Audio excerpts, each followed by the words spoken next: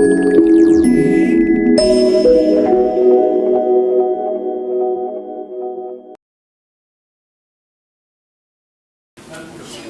회장님은 험난했던 일제시대, 6.25 한국전쟁, 수량민으로 피난생활, 그리고 서울에 정착 후 대학 강당 안팎에서 사상적인 자유와 언론이 극심하게 탄압받던 시절을 경험하셨습니다.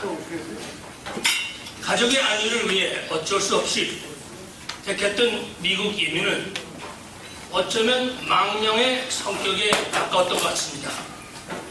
그러므로 곽 회장님은 격동기 한국 근대사를 현장에서 체험한 산 증인이십니다.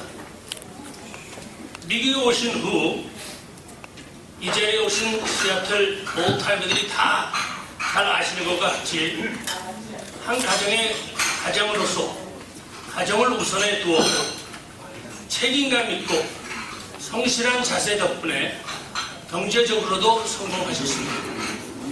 더욱이 종교인, 체육인, 문화인으로서 커뮤니티 일이라면 언제나 주저없이 솔선해서 참여하시고 후원해 주셨습니다. 무엇보다 곽 회장님은 거센 역사의 풍랑을 온몸으로 부딪혀 살아오셨음에도 거친 모습 하나 없이 젠틀맨으로 살아오셨습니다. 이 자서전을 통해 곽 회장님의 발자취를 더 자세히 알게 되어 후배로서 가슴이 먹먹합니다. 그리고 저는 제가 이제 홍무성 회장님이 제 얘기를 대신 다 인사를 드렸고 또 시간이 너무 지났기 때문에 또 제가 하고 싶은 이야기는 그 책 속에 다 알날이 박혀 있고 그리고 그 책에서 여러분들이 여러분 보는 그 마음만큼 거기에서 좋은 씨앗을 찾을 겁니다. 근데 그런 그 좋은 씨앗을 여러분의 가정도 그렇고 주위에서 꽃이 뿌리는 마음으로 뿌리만 주신다면 그것이 제 소원입니다. 어린 소년 10살 먹은 곽종세라는 소년이 북한에서 태어나서 우리 한국으로 말하면 소년단에서 그 활동을 하다가 어른들이 하는 일에 잠깐 심부름을 하게 되었습니다. 그런데 나중에 보니까 우리 한국으로 말하면 아마 그 유신운동 같은 걸 할 때 그 청년들 어른들이 뭐 자기네들끼리 하는 일들을 하는데 이분은 연애 편지를 주고받고 하는 줄 알고 심부름을 한 거예요. 얘 종세야 이거 저쪽 저 여인에게 갖다 줘라. 그러면 다 갖다 주고 그리고 저쪽에서 받아서 이리도 주고 그랬던 것이 대단한 큰 일에 인볼브가 되어서 나중에 그 어른들은 다 도망을 가고 이 소년이 보위부에 잡혀갑니다. 잡혀가서 이 10살 먹은 아이를 정기 고문을 해요. 정기 고문을 하는데 이 손톱 사이로 정기 고문을 해갖고 지금 조금 이런 마이크로폰 이런 걸 받으시게 되면 떨리는 이유는 그때 받은 충격 그런 게 있어서 장남이신 이 종세라는 장남아이를 데리고 아버지가 남한으로 월남을 하시게 됩니다. 아들보다는 훨씬 더 사랑을 못 받게 되는데 그래서 가난하게 자랐어요. 너무너무 가난하게 자라고 사랑도 못 받고 그러면서 이분이 고학을 하게 되는데 아주 전라도 광주에서 무척 그 명문 학교인 광주서 중학교에 들어가게 되는데 프라이빗 스쿨이라서 튜이션을 못 냅니다. 그래서 그 학교를 우리 서울로 말하면 경기고등학교에 합격하고도 공부를 그렇게 잘하는데도 못 가고 이런 다른 곳으로 계속 옮기면서 하게 되는데 이제 중요한 건 여기서부터 대학교에 다니면서 아르바이트를 하는데 종로에서 자전거를 타고 빵 배달을 저기 대방동까지 저희는 장승배기에 살았거든요. 그래서 대방동을 너무 잘 압니다. 그래서 종로에서 대방동까지 자전거를 타고 가서 빵 배달을 하면서 그리고 돈을 받고 그래서 대학교를 이제 나왔는데 드디어 제5공화국 박정희 시대에 2선을 끝나고 세 번째 대통령이 되고자 박정희 대통령이 3선을 공포를 하게 됩니다. 그때 이 청년 곽종세 씨께서 그 아주 혁신이 강한 청년이었기 때문에 그런 민주화 운동에 활동을 하게 되어서 중앙정보부에 잡혀갑니다. 이분을 받으시고 난 다음에 이분이 결혼을 하시게 됩니다. 아주 아름다운 그 약국을 운영하시는 그런 그 아름다운 부인과 결혼을 하시게 되는데 그 중앙정보부에서 이 곽종세 청년인 갓 결혼한 32살짜리 그 남편에게 프레셔가 들어옵니다. 그래서 아무래도 요주의 젊은 사람이라고 생각을 해서 민주화 운동에 앞장서서 나가는 이 곽종세 청년 남편을 주시하자 이런 이제 그 프레셔가 들어가니까 아무래도 안 되겠다. 이 남한에서 살기에는 정말 우리 가족이 평화롭게 살 수 있는 곳이 아니구나 해서 이분이 미국으로 오시기로 결정을 합니다. 그래서 그런데 갑자기 떠나야지 되기 때문에 그렇지 않으면 이제 중앙정보부에서 징역을 갈 수 있는 그런 아주 위험한 그런 시기가 왔기 때문에 정말 성행 중인 잘 운영되고 있는 약국을 갑작스럽게 팔아갖고 정말 헐값이죠. 팔아가지고 미국행을 하게 됩니다. 친구 신호범을 만나시고 이관 선생님을 만나시고 우리 김재훈 교수님을 만나시고 아주 입이 닳도록 자랑하시는 친구분들이십니다. 미국에서 일어난 그 잔혹한 그 10살 먹은 소년에게 한 그런 잔혹한 행동을 하는 이북의 실태를 생상회가 알려줘야 되겠다 하는 그런 생각도 있으셨고 그리고 내가 만약에 이 나이에 내 친구들, 내 기억이 이렇게 생생할 때 친구들에 대한 하나하나의 기억을 이 한 권의 책에 다 담아서 남기고 싶은 마음이 계신 것 같았습니다. 그래서 집필을 하셨고 아마도 제가 생각하기에는 많은 시간을 할애하셨습니다. 제가 또 이제 어머님에 대한 사랑이 너무나 깊으시기 때문에 언제나 우리 어머니를 찾아뵐까 하고 북한을 4번을 다녀오셨습니다. 가셨는데 첫 번에는 못 보셨나?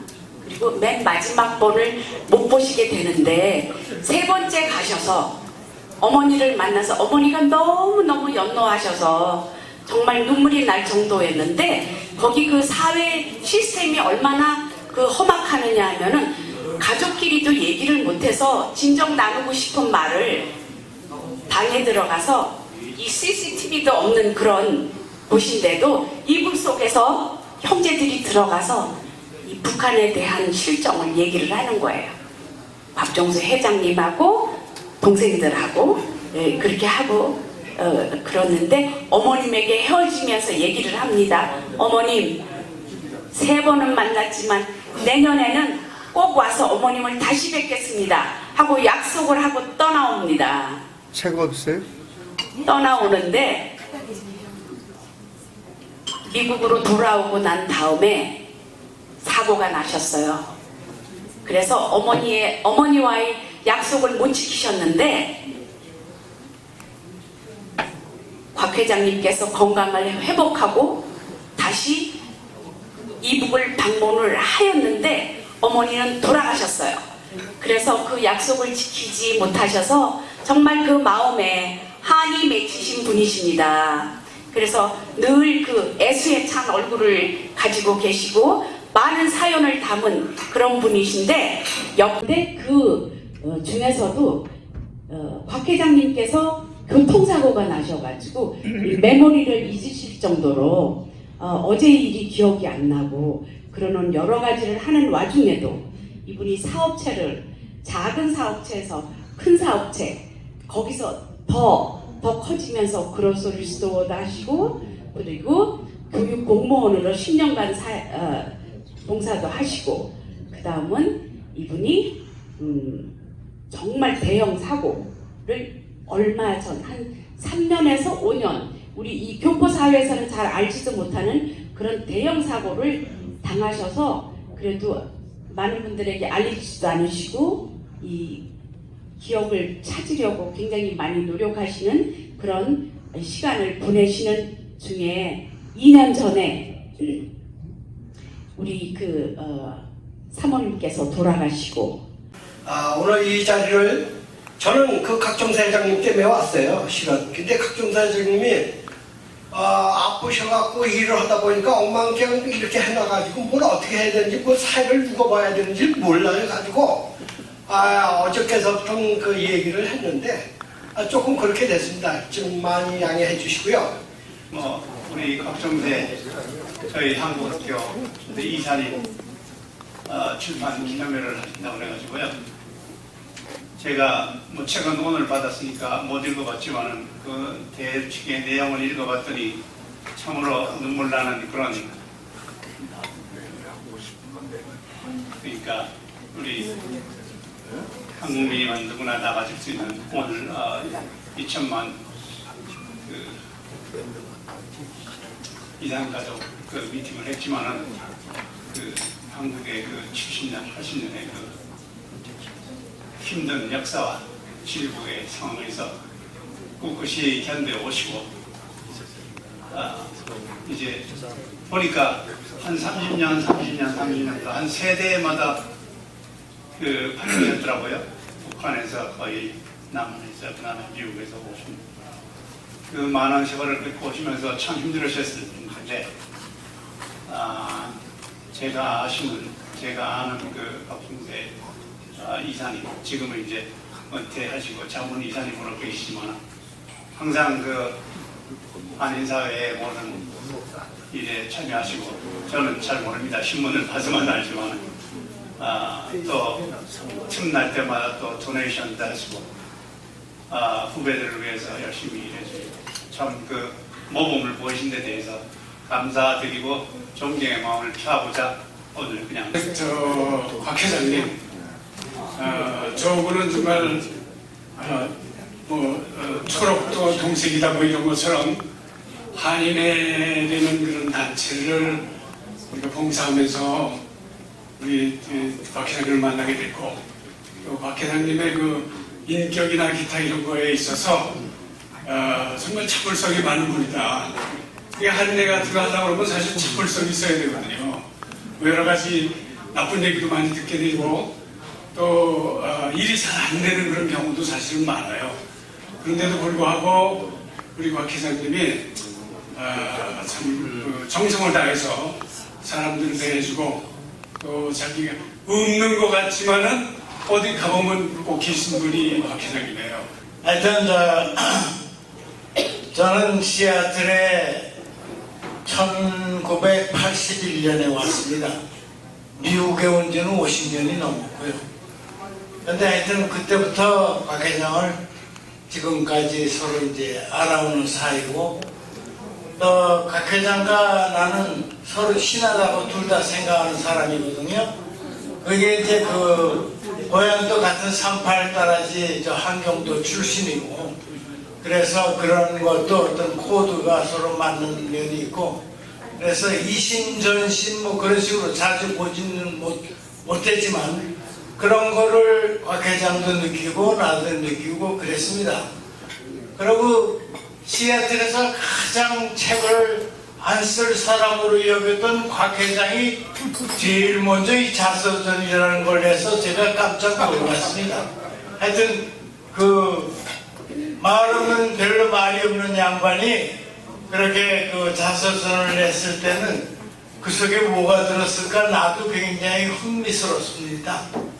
또 다들 아시다시피 곽 회장님은 경제적으로도 크게 성공하셨고 자녀들도 이렇게 잘 키우셨고 그건 다 알고 있는데 한 가지 내가 상당히 감동을 느낀 것이 있었습니다. 다들 아마 아시겠지만은 그 말년에 그 부인이 상당히 그 거동이 불편해가지고 참 모시고 어느 단체를 꼭 이렇게 모시고 와요. 혼자는 집에 생활하실 수가 없으니까. 근데 너무나 그것이 참 아름다웠어요. 나도 상당히 그 부부간에 서로 잘 지낸다고 소문난 사람이지만은 내가 우리 집사람이 그렇게 아프다고 그러면 내가 한 3, 4년, 4, 5년 그렇게 할 수가 있을까? 곽 회장님을 1983년 제가 시애틀에 온 지가 1981년에 왔고 미국에 온 지는 50년이 됐어요. 그래서 지금 사실 40년씩입니다. 그리고 지금 시애틀 한인의 전직 회장님으로서 선교 회장님으로서 참 40년이라는 세월이 짧은 것 같지만 또 길지 않습니까? 친구처럼 뭐 미국은 나이에 상관없이 친구처럼 지내니까 참 오래도록 지내왔는데 저는 처음에는 안 그랬지만 나중에는 아까 우리 민학균 회장님도 말씀하셨지만 참 안쓰러웠습니다. 아픈 와이프를 10년 이상 휠체어에 항상 그리고 행사 때마다 참석을 하셨어요. 혼자 오시지 않고 꼭 아픈 사모님을 함께 그러니까 물론 민폐죠. 어떤 면에서는 그렇지만 참 그 따뜻한 마음이 그 와이프를 사랑하는 그 마음이 정말 존경했습니다. 그래서 참 정말 좋으신 분이다. 그리고 이번에 이렇게 자서전을 내셨는데 뭐 역사적인 기록이라고 할 수가 있고요. 이것을 본보기로 이제 많은 회장님들이나 그동안에 여기 동포사회위에서 일해 오신 분들이 우리 곽 회장님처럼 이러한 그 자서전을 쓰셔서 이 시애틀 한인 동포 사회에 길자리가 되고 존경하는 곽 회장님에 대한 축사를 하게 된 건 영광으로 생각합니다. 저는 사실 까마득한 후배입니다. 근데 늘 제가 시애틀 한인회에 인벌브 하지 않았을 적부터 계속 사랑으로 후배를 보답거려 주시고 관용이 있으시고 항상 그 정장이세요. 조용하시고 그리고 뭐 지금 들으셨다시피 부인에 대한 극진한 그 사랑을 보이셨고 롤 모델이 되셨고 저희들 후배들도 곽종세 회장님처럼 그러면서 언어스움도 하다 그러죠. 그분을 보면은 그분의 뭔가 다르신데 자기를 과시하지 않으시는 겸손함이 있으시잖아요. 그런 거는 누구나 다 배워야 될 거라고 생각이 되고 곽종세 회장님은 내가 포틀랜드 살지만 가까이 지냈어요. 근데 그분 얼굴을 보면은 과거에 그런 어려움이 있다고 생각이 안 들어요. 예. 그런데 그 웃음과 그 자비하는 그 얼굴에서 그렇게 어려움이 있다고 하는 것을 아무도 상상할 수가 없었고 이번 그 자서전을 통해서 우리가 많은 교훈을 받으려고 생각합니다. 그 사모님하고 포틀랜드도 오신 적이 있어요.